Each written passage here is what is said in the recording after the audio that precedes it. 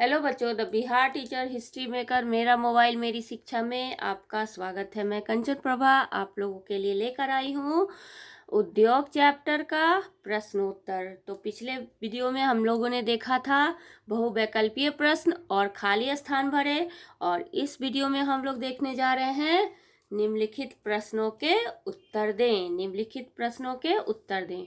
तो पहला है इसमें उद्योग से क्या समझते हैं। पहला है उद्योग से क्या समझते हैं। तो इसमें आप लोग लिख सकते हैं कि कम मूल्य के कच्चे माल को अधिक मूल्य के उपयोगी उत्पादों के रूप में परिवर्तित किए जाने को ही उद्योग कहा जा सकता है। क्या कहेंगे?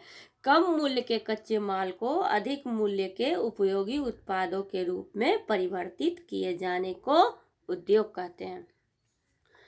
दूसरा है लघु एवं बृहत उद्योग के बीच अंतर बताइए। लघु एवं बृहत उद्योग के बीच अंतर बताइए। तो इसमें हम लोग लिखेंगे लघु उद्योग में 1 करोड़ रुपए से कम की पूंजी निवेश की जाती है, जबकि बृहत उद्योग में 1 करोड़ रुपए से अधिक की पूंजी लगाई जाती है। लघु उद्योग छोटे मशीनों द्वारा इसमें उपयोग होता है, जबकि बृहत उद्योग में बड़ी बड़ी मशीनें और उपकरण लगाए जाते हैं। अब हम तीसरा देखते हैं वन आधारित उद्योग के कोई 3 उदाहरण दीजिए। वन आधारित उद्योगों के 3 उदाहरण बताइए। तो इसमें हम लोग लिखेंगे कि वन आधारित उद्योग के 3 उदाहरण निम्नलिखित हैं। पहला कागज, दूसरा आयुर्वेदिक दवा, तीसरा फर्नीचर उद्योग इत्यादि हम लोग लिख सकते हैं। चौथा है संयुक्त क्षेत्र का उद्योग किसे कहा जाता है। उदाहरण दीजिए। तो हम लोग इसमें लिखेंगे कि संयुक्त क्षेत्र के उद्योग में सरकार और निजी क्षेत्र के व्यक्ति या व्यक्तियों के समूह के द्वारा पूंजी लगाई जाती है, पैसे लगाई जाती है, और दोनों का स्वामित्व करार के अनुसार रहता है। उसमें फिक्स रहता है कि इसमें इतना प्रॉफिट होगा तो इनको मिलेगा, इतना प्रॉफिट होगा तो उनको मिलेगा। तो इस तरह से आप लोग लिख सकते हैं। भारत में मारुति मोटर उद्योग का इसमें उदाहरण आप लिख सकते हैं। ठीक है बच्चों, तो संयुक्त क्षेत्र का उद्योग किसे कहते हैं आप लोग समझ गए होंगे। अब अगला प्रश्न है सार्वजनिक एवं निजी क्षेत्र के उद्योगों के बीच अंतर उपयुक्त उदाहरण के साथ बताना है। क्या बताना है? सार्वजनिक एवं निजी क्षेत्र के उद्योगों के बीच अंतर उपयुक्त उदाहरण के साथ बताइए।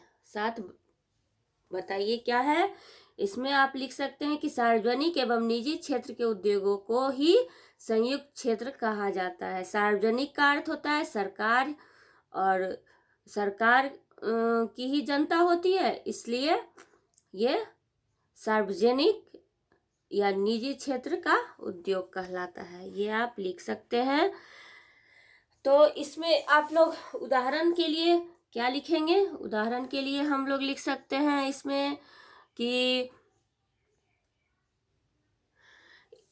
ऐसा होता है कि हम जानते हैं कि सार्वजनिक का अर्थ भी सरकार ही होता है, और सरकार भी जनता की ही होती है। तो इस तरह हम लोग इसका उपयुक्त उदाहरण भी दे सकते हैं। छठा है भूमिका के आधार पर उद्योगों का वर्गीकरण प्रस्तुत कीजिए। भूमिका के आधार पर उद्योगों का वर्गीकरण बताइए।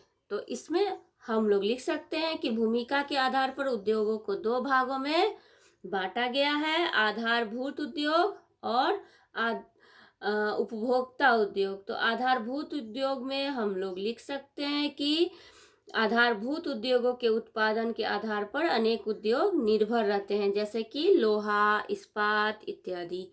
और उपभोक्ता उद्योग ऐसे उद्योग हैं जिसमें उपभोग के लिए वस्तुएं उत्पादित की जाती है, जो हम दिनचर्या के कामों में लाते हैं, जैसे कि दवा, बिस्किट, मंजन, श्रृंगार की सामानें, साबुन, तेल इत्यादि। तो इस तरह हम लोग छठा प्रश्न देख लिए। अब सातवां है भार के आधार पर उद्योग कितने प्रकार के होते हैं। उपयुक्त उदाहरण देकर बताना है। भार के आधार पर, तो इसमें हम लोग क्या लिख सकते हैं कि भार के आधार पर उद्योग को 2 वर्गों में रखा गया है, भारी उद्योग और हल्के उद्योग। भारी उद्योग में वजनी वस्तुएं जो भारी होती है वो वस्तुएं उत्पादित होती है। उदाहरण के लिए हम लोग लिख सकते हैं लोहा, छोटी मशीन बनाने वाली बड़ी मशीनें इत्यादि भी इसमें बनती है। हल्के उद्योग में छोटी छोटी वस्तुएं बनाई जाती है जिनका वजन कम होता है। उदाहरण के लिए हम लोग बोल सकते हैं कि घड़ी उद्योग है, बल्ब उद्योग है, छोटे छोटे खिलौने का उद्योग है। तो इस तरह से हम लोग लिख सकते हैं इसका उदाहरण। अब अंतिम प्रश्न क्या है, 8वां, कि भारत के कुछ प्रमुख औद्योगिक प्रदेशों का उल्लेख कीजिए। तो हम लोगों ने पिछले वीडियो में पढ़ा था इसको, तो हम लोग इसको लिखेंगे कि भारत के मुख्य प्रमुख औद्योगिक प्रदेश निम्नलिखित हैं: मुंबई पुणे क्षेत्र, बेंगलोर, चेन्नई, सलेम।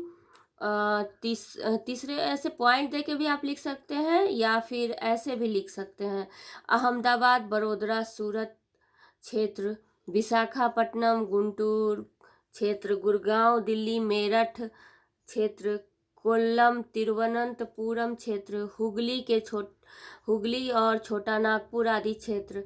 औद्योगिक क्षेत्र भारत के प्रमुख औद्योगिक क्षेत्रों में आते हैं। कल मैंने इसका वीडियो आप लोगों को भेजा था जिसमें भारत के नक्शे में ये सब दर्शाया गया था, तो उस वीडियो से आपको इसमें सहायता मिल सकती है। तो आगे आप लोग ये चौथा के जो प्रश्न है, 4 प्रश्न, इनके उत्तर आप लोग खुद सोचिएगा और बनाइएगा। मेरे सारे वीडियो को देखकर उसको बनाने की कोशिश कीजिएगा। तो चलिए बच्चों, आज का वीडियो यहीं समाप्त करते हैं। अगले वीडियो में हम लोग मिलेंगे फिर से चैप्टर इकाई 3 के लौह इस्पात उद्योग को लेकर। तो चलिए बच्चों, तब तक पिछले वीडियोस को देखिए और याद कीजिए। Bye bye.